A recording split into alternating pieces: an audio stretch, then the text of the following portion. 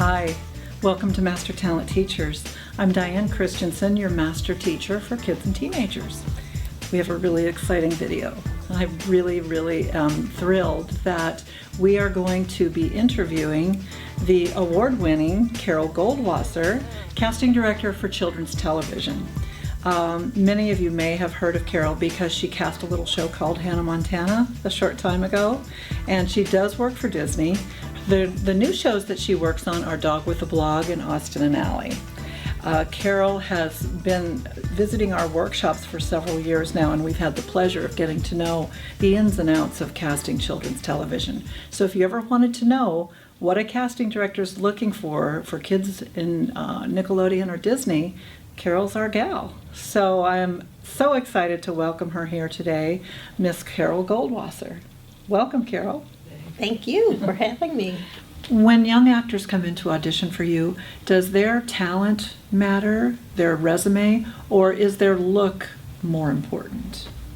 Both of them come into play, and most of the time,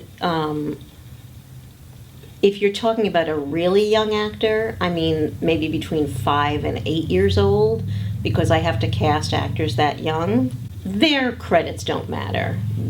There can be a talented 5-year-old or a talented 8-year-old who hasn't done anything at all, or hasn't done anything except print, or hasn't done anything except a commercial. Mm-hmm. So they just have a quality. They have a great look, or they have a sort of unique, funny personality. When I'm casting teens who are 12 to 14, I mean, LA is a very competitive town, and there are 14-year-olds who have incredible resumes. And, you know, I will look on a 14 to 16-year-old's resume and see if they've done other comedy shows in town. And I'll see, oh, so-and-so cast them in this. You know, there are certain casting directors whose work I respect, and I will notice if someone like that has cast them.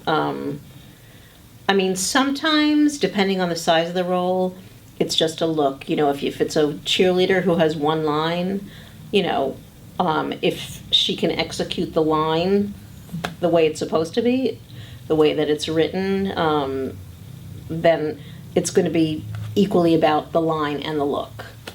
What is a no-no in the audition room? Don't touch the casting director.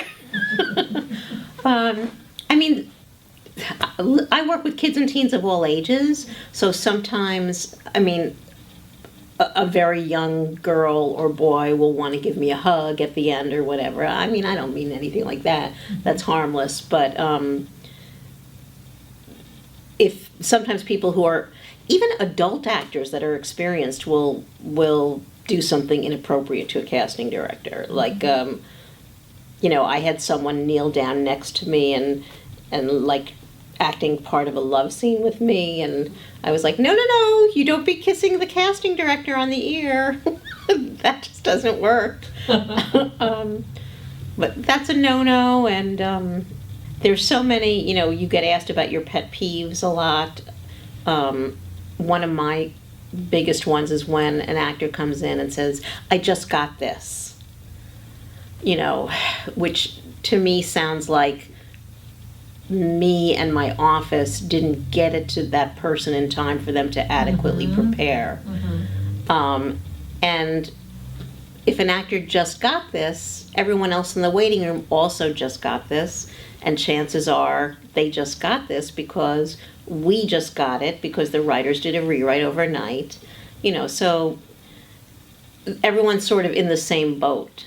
And if an actor comes into a producer's session and says, like, you know, I just got this, you know, I have to do an internal eye roll, you know, because the feeling is that actor is, you know, trying to telegraph to the producers, I didn't have time to prepare, but without factoring in that it feels like a diss to the casting office when you say, I just got this, you know.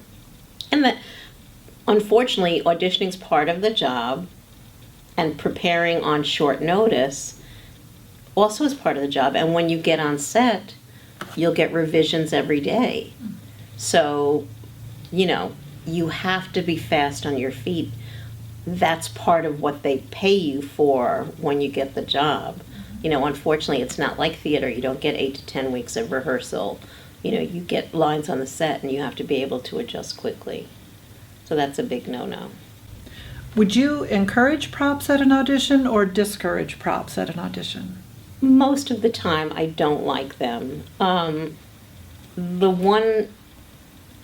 Most of the time, I really don't care for props because I feel they distract from what the actor is doing, and suddenly the whole audition becomes about that coffee cup and not about the actor. But the one exception I would say is in a phone scene. I think it's more distracting to see this than just to see an actor holding their phone because they're so common now, telephone scenes. So whenever people say, can I use my phone, I'll say yes, because I just think it looks weirder not to use it than to use it. But, don't bring in any bananas or Frisbees or fire hoses. How do you feel about miming at an audition? As long as I don't feel like I'm watching Marcel Marceau, I'm fine with it. I mean, if people are doing a little bit of business to support the action in the scene, I actually think it's good, as long as they're finding the right balance between dialogue and action. It can be distracting if it's more about the miming than about the communication, but it also, there are certain scenes that seem to require it. I haven't worked on something like this recently, but in the past when I've worked on like medical dramas and things like that, when there's a lot of business going on in a scene, it seems like you need to add some movement in order to make the scene live. And whether or not that's exact miming or just a little bit of action, physicality. People become so used to, when you're auditioning for single camera, of being completely still. We will actually encourage people to enter and exit out of frame, because when we shoot on set, it's in front of an audience, and we are going to see the actor move.